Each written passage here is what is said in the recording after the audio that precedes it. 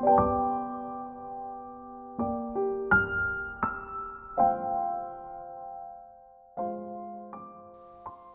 Bapak Ibu, Saudara-saudari kekasih Tuhan.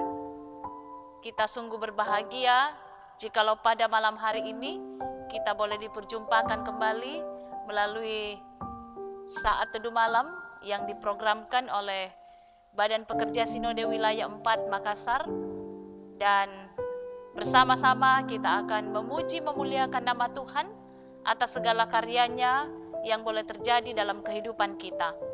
Karena itu mari bersama-sama kita melakukan kidung pujian Jejak-Mu Tuhan.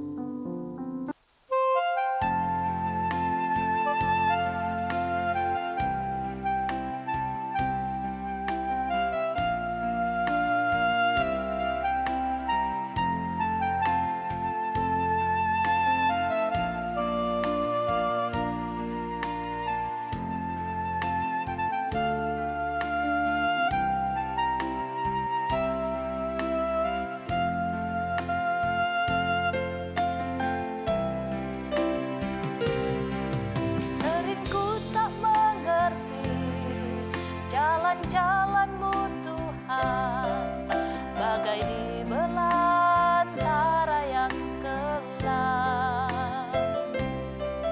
Tanpa seribu tanya, namun tetap percaya, jejak-Mu Tuhan sungguh sempurna.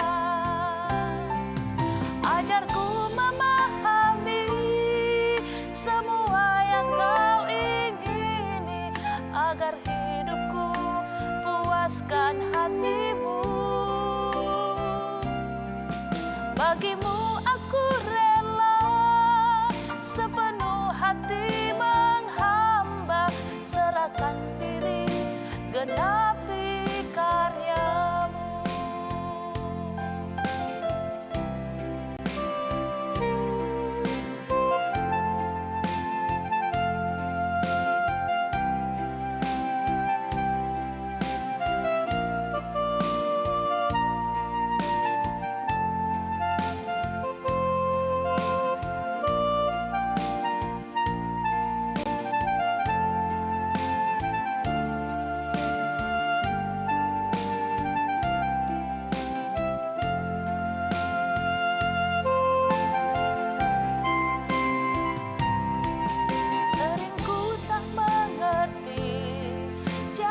Jalan-Mu Tuhan, bagai di belantara yang kelam. Tanpa seribu tanya, namun tetap percaya, jejak-Mu Tuhan sungguh sempurna. Ajarku memahami semua yang Kau ingini, agar hidupku puaskan hati-Mu. Bagimu aku rela sepenuh hati menghamba, serahkan diri genapi karya-Mu. Serahkan diri genapi karya-Mu.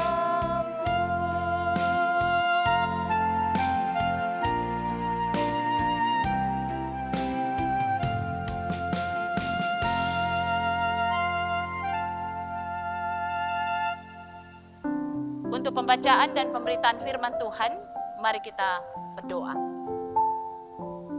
Satukanlah kami dengan-Mu ya Bapa, melalui pewartaan firman-Mu, dan biarlah Engkau mengaruniakan kepada kami roh hikmat-Mu, agar kami sungguh mengerti apa yang kami baca dan apa yang kami renungkan saat ini, dan kami dimampukan untuk mendaraskannya dalam kehidupan kami setiap saat, setiap waktu. Karena itu Tuhan, berbicaralah kepada kami, karena sesungguhnya kami siap mendengarkan. Di dalam Kristus Yesus, Sang Firman yang hidup itu, kami berdoa. Amin. Pembacaan firman Tuhan dari Yeremia pasal 33 ayat 14 sampai 16. Sesungguhnya waktunya akan datang, demikianlah firman Tuhan, bahwa aku akan menepati janji yang telah kukatakan kepada kaum Israel dan kaum Yehuda. Pada waktu itu dan pada masa itu aku akan menumbuhkan tunas keadilan bagi Daud. Ia akan melaksanakan keadilan dan kebenaran di negeri. Pada waktu itu Yehuda akan dibebaskan dan Yerusalem akan hidup dengan tentram. Dan dengan nama inilah mereka akan dipanggil Tuhan keadilan kita. Demikian firman Tuhan, berbahagialah setiap orang yang mendengarkannya dan memeliharanya dalam kehidupannya.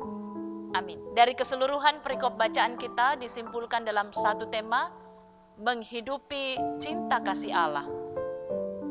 Bapak Ibu saudara-saudari kekasih Tuhan, pada umumnya kita ingin semua orang bersikap menyenangkan dan berbuat baik kepada kita. Kita mau semua orang hidup dalam moralitas yang baik, dan itulah romantisme hidup.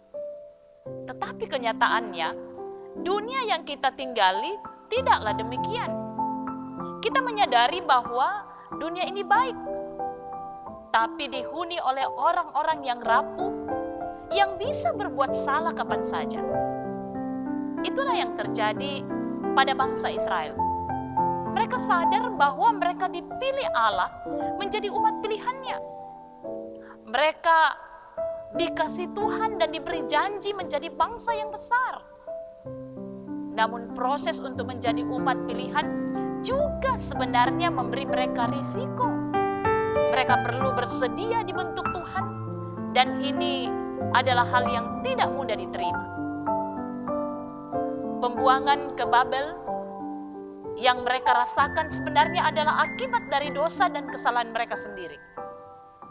Dalam masa hukuman itu, mereka diajak menyadari kesalahan dan dosa mereka, dan di sisi lain menyadari bahwa selalu ada kesempatan baru Tuhan beri kepada mereka, di mana mereka dapat menyatakan pertobatan kepada Tuhan. Jika mereka mengaku segala dosa dan bersedia ditegur Tuhan, maka mereka akan mengalami kelegaan dan lepas dari ketertindasan. Sang Mesias Raja Adil yang dinubuatkan itu, kita nantikan dalam masa Advent ini, hadir dalam hidup kita. Konsep keadilan dan pembebasan akan ketertindasan mengajak kita melihat kenyataan di sekitar kita. Betapa tidak mudah berbicara soal keadilan. Betapa tidak mudah memperlakukan seseorang dengan layak. Karena manusia itu selalu cenderung mudah menghakimi dan seringkali tidak objektif memandang sesuatu. Seringkali kita bersembunyi di balik kata baper ketika seseorang mengalami kekerasan. Kalau ada seseorang yang mentalnya tersakiti karena dikeroyok dan dilecehkan, maka ketika dia marah, terluka, atau menangis, kita kerap mengatainya bawa-bawa perasaan.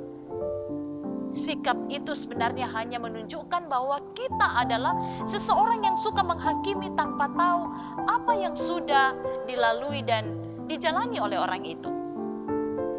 Setiap orang berhak dikasihi dan dicintai. Setiap orang berhak diterima sebagaimana ada dirinya. Kita mungkin tidak menyukainya karena asal dia tidak sama dengan kita, dan dia nampak sangat berbeda dan banyak hal dengan kita. Tapi kita tidak bisa memaksa orang untuk sama dalam semua hal dengan kita.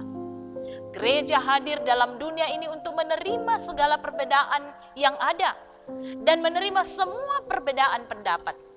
Jika semua orang yang berbeda dengan kita di gereja kita singkirkan, maka gereja hanya akan membangun hegemoni kekuasaan dan perlahan akan hancur karena sibuk membangun kekuasaan demi diri sendiri. Dan apakah kita bisa hidup sendiri tanpa pandangan yang beragam? Tidak mungkin. gereja harus siap menghadapi perubahan yang terjadi dengan sangat cepat saat ini. Dan jika terus mempertahankan rasa nyaman dengan caranya sendiri, makin lama akan ketinggalan sendiri. Maka ketika kita berbicara soal Mesias Raja Adil, seharusnya kita mengingat bahwa keadilan Allah dalam diri Yesus Kristus identik dengan karakter Kristus yang bersahabat kepada semua orang. Apa itu bersahabat? Bersahabat artinya jujur dan terbuka. Bersahabat tidak menyembunyikan perasaan yang sesungguhnya. Bersahabat adalah mempercayai. Bersahabat adalah kemampuan menerima seseorang yang asing dalam hidup kita sepenuhnya. Bersahabat artinya bersedia menerima masukan yang membangun dalam rasionalitas demi kebaikan bersama. Seorang manusia yang pandai bersahabat pasti tahu apakah seseorang di depannya berhati baik atau serong, berniat jahat atau buruk, mengasihi komunitas atau hanya mementingkan diri sendiri. Tak semua manusia bisa menjadi sahabat yang baik, tapi kita bisa belajar memperlakukan satu sama lain dengan baik, dengan mengukur sikap dan kelakuan kita sendiri pada orang lain. Seseorang yang merasa aman dengan dirinya tak akan pernah merasa tidak aman dengan kehadiran orang lain. Karena itu, seseorang yang merasa aman dengan dirinya tak akan pernah membuli orang lain. Itulah pembebasan dan keadilan yang sesuai dengan nilai-nilai kerajaan Allah. Bapak Ibu Saudara-saudara, semoga kita juga terus belajar sebagai gereja untuk menghidupi nilai spiritualitas kita dalam konsistensi dan keutuhan. Mari kita mohon pengampunan kepada Tuhan jika kita sering berlaku tidak adil kepada orang-orang di sekitar kita. Dan bagi kita yang berbeban berat, jangan lupa Yesus sangat mengasihi Anda dan saya. Mari tetap kita menyatakan kasih kita, menyatakan dan mengasihi diri kita. Karena jika kita tidak bisa mengasihi diri kita sendiri, kita tidak akan pernah bisa mengasihi orang lain. Tuhan Yesus menolong kita, menolong saudara dan saya untuk memperlakukan firman Tuhan hari ini. Haleluya. Amin.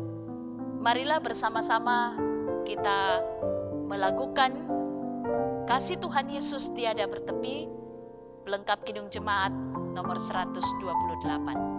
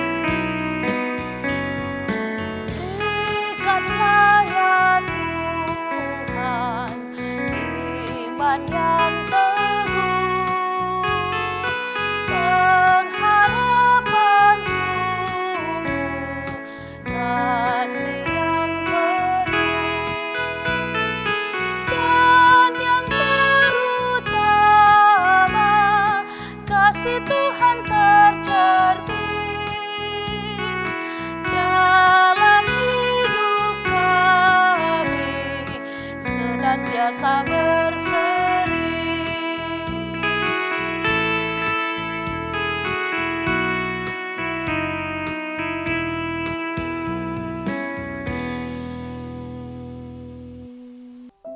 Mari kita bersatu hati dalam doa, kita berdoa.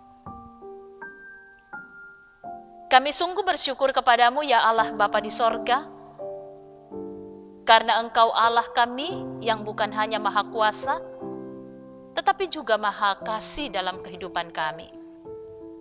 Engkau mengasihi kami sedemikian rupa. Engkau menyelamatkan kami, menjadikan kami berharga di matamu.